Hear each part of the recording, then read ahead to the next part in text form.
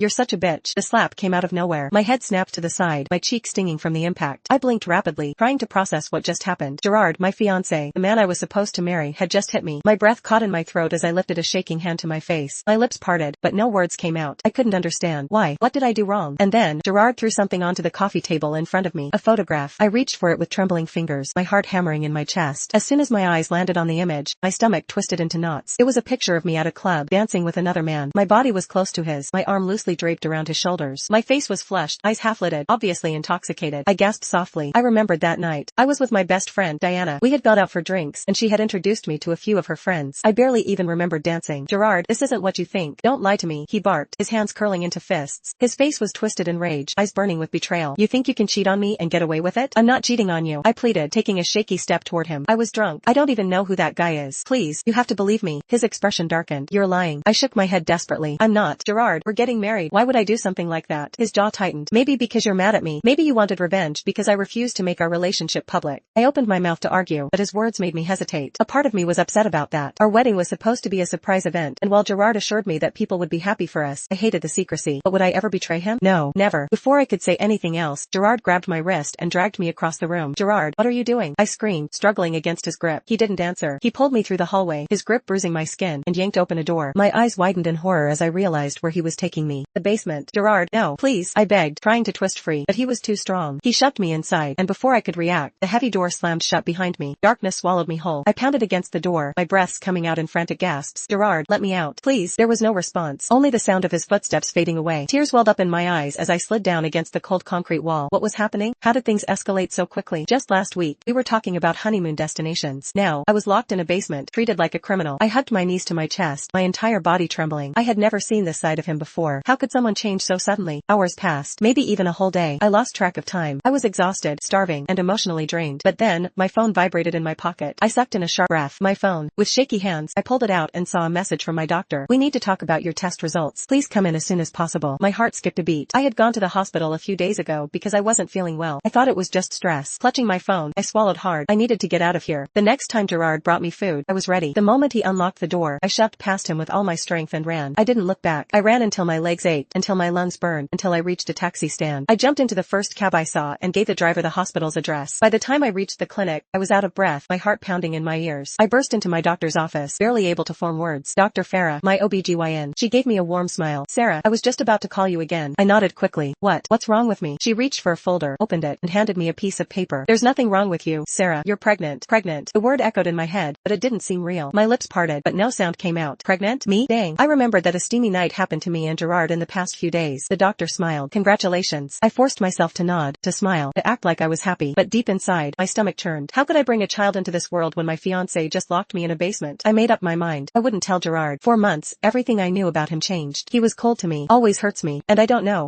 the reason. For months, I kept it a secret. I wore loose clothing, avoided his touch, and pretended everything was fine. But my best friend, Stephanie, noticed once. You're pregnant, aren't you? She whispered one day, her eyes wide with shock. I froze, my hand instinctively covering my stomach. She grabbed my hands. Sarah, you have to leave him. Tears welled up in my eyes. I know. I'll help you. I exhaled shakily, nodding. But then, something hit me. Stephanie, she was the one who sent Gerard the picture of me at the club. I narrowed my eyes. Why did you do it? She stiffened. What? You sent him that picture. She hesitated. He asked me to. Sarah, I was scared. He threatened to ruin my career if I didn't tell him where you were. That's why I want to help you now. Please let me. I nodded. Before we could argue, she grabbed my hand. Come on, let's go before he finds out. I hesitated. Something felt off. Still, I followed her. She promised to drive me to the airport so I could leave the country. But as we drove, I noticed the way she avoided my questions. She wasn't making sense, contradicting herself every time I asked about Gerard. Then, suddenly, she reached for the air conditioning controls. A strange scent filled the car. My instinct screamed at me. I moved to roll down the window, but before I could, Stephanie leaned over, and I felt a sharp prick in my arm. My breath hitched. The last thing I saw before darkness swallowed me was the road ahead blurring as the car swerved wildly. And then, everything went black. I woke up with a pounding headache, my body aching as if I had been run over by a truck. The room was dimly lit, unfamiliar. Panic surged through me as I pushed myself up from the soft mattress. My throat felt dry, my heart racing. Where am I? I scanned the room, plain white walls, a small window with thick curtains drawn shut, and a locked door. I rushed toward it, jiggling the handle, but it wouldn't budge. Trapped. Fear tightened around my chest. The last thing I remembered was Stephanie drugging my drink at the party. I had trusted her. She was my best friend. Why would she do this to me? Hours passed. My stomach churned with hunger, and my lips were parched. Just as I was about to scream for help, the door creaked open. Stephanie walked in, carrying a tray of food. Anger flared inside me. The moment she stepped closer, I slapped her across the face, my palm stinging from the impact. Why the hell did you do this to me? My voice trembled with rage. Stephanie barely barely flinched. She simply touched her cheek, then smirked, lifting her left hand. A silver ring gleamed on her index finger. My breath hitched. What is that? She took a deep breath, her expression unreadable. I'm married, Sarah, to Gerard. The words hit me like a freight train. My mind refused to process it. No, that's not possible. You're lying. Stephanie tilted her head, almost amused. It's been a month since we got married. Everything inside me froze. My ears rang, and my vision blurred for a moment. No, he was supposed to marry me. He changed his mind, she said simply. After the pictures of you at the club surfaced, he realized you would ruin his image, his company. He couldn't take the risk. My legs wobbled, forcing me to grip the edge of the bed. I had been framed, but what hurt the most wasn't that Gerard had left me, it was that I had actually loved him. Even if our engagement had been arranged, even if I once hated the idea, I grew to care for him. And now, he was gone. Tears pricked my eyes, but I refused to let them fall. Then why the hell am I here? Why not just let me go? Stephanie's expression hardened. She placed the tray on the bedside table and crossed her arms. Because you're carrying his child. A sharp chill ran down my spine. I instinctively placed a hand over my stomach. What? Gerard doesn't know, she continued, her tone eerily calm. And he never will. You're getting an abortion, Sarah. My blood ran cold. No. Stephanie's eyes darkened. You don't have a choice. Take everything, I spat, my voice breaking. Take my wealth. Take Gerard. Take it all. Just don't take my baby. It was the only thing I had left of him. The last piece of my shattered life. Stephanie's face twisted with anger. She grabbed the tray of food and threw it at me. The plate shattered, food splattering onto the floor. Without another word, she stormed out, locking the door behind her. Days turned into weeks. I had lost count of how many times she came to torment me, throwing cruel words, trying to break me, but I held on. For my baby. Then, one night, the door opened again. But this time, it wasn't Stephanie. 3 men entered, their faces unreadable. Before I could react, one grabbed my arms, another tied my wrists with thick rope, and the third slapped a piece of duct tape over my mouth. I thrashed, screamed against the tape, but my muffled cries were useless. They dragged me out of the room, down a dimly lit hallway, and into a black van. The drive felt endless. My stomach twisted in fear. When we finally stopped, they hauled me out, and I realized where we were. A clinic. My knees buckled. No.